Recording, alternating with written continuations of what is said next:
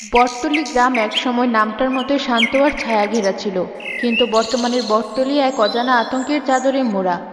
গ্রামের ঠিক মাঝখানে রয়েছে এক রহস্য, কালো পানির পুকুর। এর পানি এতটাই কালো আর ঘন যে ভর দুপুরের সূর্যও তার তলার নাগাল পায় না।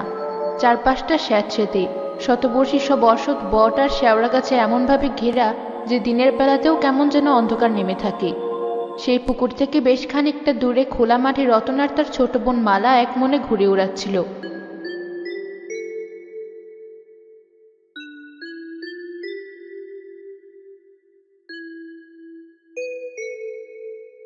ভাইয়া, দেখ দেখ, আমাদের ঘুড়িটা কত উপরে উঠেছে, একদম যেন মেঘের সাথে কথা বলছি। ওই যে সাদা বকগুলো উড়ে যাচ্ছে, আমাদের ঘুড়িটা ওদের বন্ধ হয়ে গেছে। আরো উপরে যাব। তুই শুধু দেখ, আজ আমি এতে আকাশ থেকে নামাবই না। বাতাসের সাথে আজও লড়াই হবে।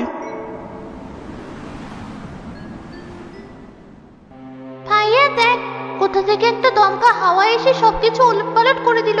আমাদের ঘুড়িটা নিয়ন্ত্রণ হারিয়ে ফেলেছে। দাঁড়া, আমি শুধু সামলাই আগে। দূর যা।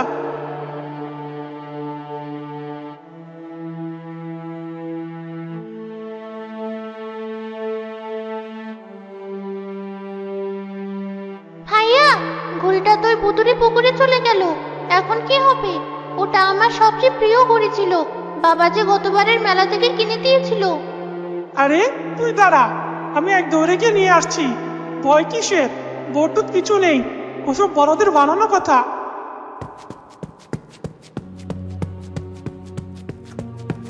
রতন, খবরদার, ওদিকে এক পাও বাড়াবি না, এক্ষুনি বাড়ি আয়।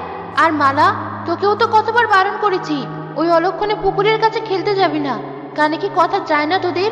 তোদের সাহস তো কম না। কিন্তু মা, ঘড়িটা, ওটা তো গাছের ডালে আটকে আছে, পুকুরে তো পড়েনি। আমি সাবধানে নিয়ে আসবো। চুপ কর, একটা ঘুড়ির জন্য জীবন দিবি নাকি? জানিস না ওই পুকুরে শাকচুন্নি থাকে, ভর দুপুরেও মানুষকে ছাড়ে না, ওর ছায়া মারালেও বিপদ। চল, বাড়ি চল। রাহেলা জোর করে দুই ভাই বোনের হাত ধরে সেখান থেকে বাড়ির দিকে টানতে টানতে নিয়ে চলল। মালার চোখে জল, আর রতনের মনে একরাশ প্রশ্ন আর জেদ।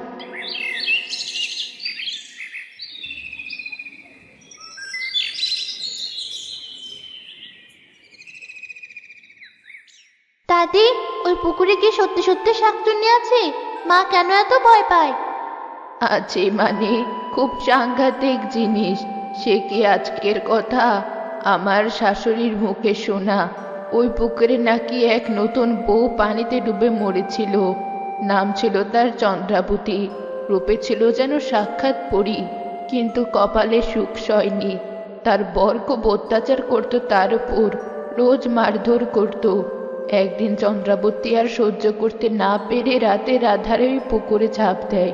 সেই থেকে তার আত্মা ওই পুকুরে রয়ে গেছে।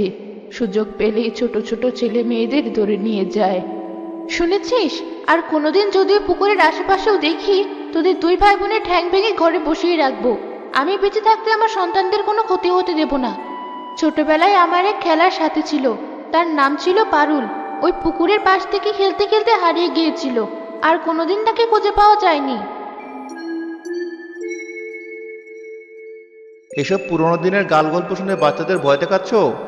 পুকুরের কালো পানি, কারণ ওখানে যুগের পর যুগ ধরে পচা পাতা জমেছে, শেওলা জমেছে, আর গ্রামের মানুষজন তো সব ময়লা ফেলার জায়গা হিসাবে ওই পুকুরটাকেই চেনে। আবর্জনায় ভর্তি হয়ে পানি কালো হয়ে গেছে। এতে ভূতের কি আছে? পারুল হয়তো অন্য কোথাও চলে গিয়েছিল। তোমার তো সবই অবিশ্বাস। যেদিন নিজের চোখে দেখবে সেদিন বুঝবে। হাসমত চৌধুরী সাহেব কি সাধে পুকুরের পাশে বেড়া দিতে বলেছেন? ফকির বাবা কি সাধে প্রতি আমাবস্যায় ওখানে মন্ত্র পড়ে আসেন? এমনি এমনি? সবাই বোকা, আর তুমি একাই চালাক। হাসমত চৌধুরী নিজের জমি বাঁচাতে বেড়া দিয়েছে, যাতে তার জায়গা আবর্জনা না ফেলে। আর ওই ফকির এক নম্বরের ভণ্ড, মানুষকে ভয় দেখিয়ে পয়সা কামায়। ওর ভণ্ডামির কথা আর বলো না।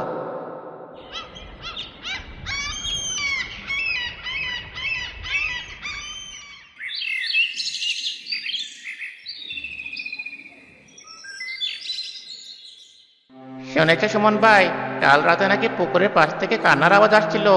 একেবারে বুক কটা কান্না। আমার ঘরে বেড়াতো পুকুরের দিকে, আমি নিজের কানে শুনেছি। শুধু কি কান্না? আমি তো স্পষ্ট দেখলাম একটা সাদা ছায়া গাছের উপর থেকে পুকুরে ঝাঁপ দিল। আমার তো ভয়ে আত্মা শুকিয়ে গিয়েছিল। দৌড়ে বাড়ি ফিরে দরজায় খিল দিয়েছি। গ্রামের পরিস্থিতি ভালো না। শাকচুনির উপদ্রব দিন দিন বাড়ছে।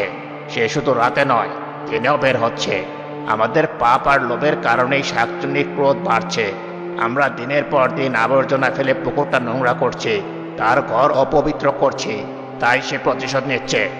আমি আর ফকির বাবা মিলে ঠিক করেছি, সামনের পূর্ণিমায় একটা বড় মহাভোগের আয়োজন করতে হবে। এর জন্য সবার ঘর থেকে চাঁদা তুলতে হবে। গ্রামের ভালোর জন্য, আমাদের সন্তানদের ভালোর জন্য এটুকু করতেই হবে। সে আর অবহেলা সহ্য করবে না। সে রক্ত চায়। পশুর রক্তে তার ক্রোধ শান্ত হবে, না হলে এই গ্রামের অমঙ্গল হবে। কয়েকটি পশু মেরে সেগুলোর মাংস গ্রামবাসীকে খাইয়ে তার রক্ত না দিলে সে শান্ত হবে না। গ্রামের প্রতিটি ঘরে তার অভিশাপ পড়বে। এদের এসব বন্ডামি দেখে মনে মনে বিরক্ত হওয়া ছাড়া আর কিছুই করার নেই। কিন্তু প্রকাশ্যে এদেরকে কিছু বললেও বিপদ। চৌধুরী গ্রামের সবচেয়ে ক্ষমতাধর ব্যক্তি, তার বিরুদ্ধে যাওয়া মানে নিজের বিপদ ডেকে আনা। আমি চুপচাপ মাছ বিক্রি করে বাড়ির পথ ধরি, কিন্তু আমার মনে খটকা লাগছে। চৌধুরী সাহেব আবর্জনার কথা বলছেন, আবার চাঁদাও চাইছেন। ব্যাপারটা কেমন যেন গোলমেলে। কি হয়েছে? এমন করে বসে আছিস কেন? ঘরের শোক এখনো কাটেনি? ভাইয়া, আমার কাঠের পাখিটা পাচ্ছি না। মা যে বানিয়ে দিয়েছিল, ওটা আমার সবচেয়ে প্রিয় খেলনা। তুই এখানে দাঁড়া, আমি এদিক ওদিক খুঁজে দেখি। পাখিটা পুকুরের ঠিক কিনারায় পানির কাছে কাছে পড়ে আছে। চারপাশে আর কেউ নেই।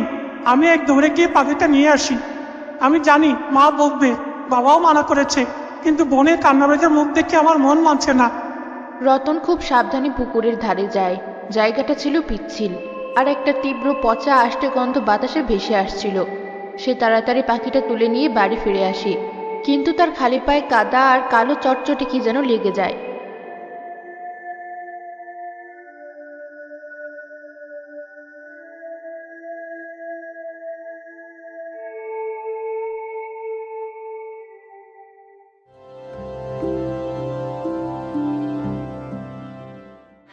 সেই রাতেই মালার হঠাৎ জ্বর আসে।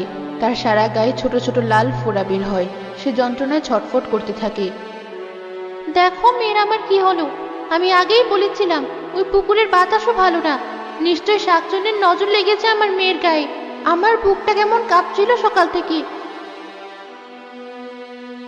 মালার কপাল তো জ্বরে পুড়ে যাচ্ছে। তুমি শান্ত হও তো, আমি কাল সকালে রশিদ ডাক্তারকে ডেকে আনছি।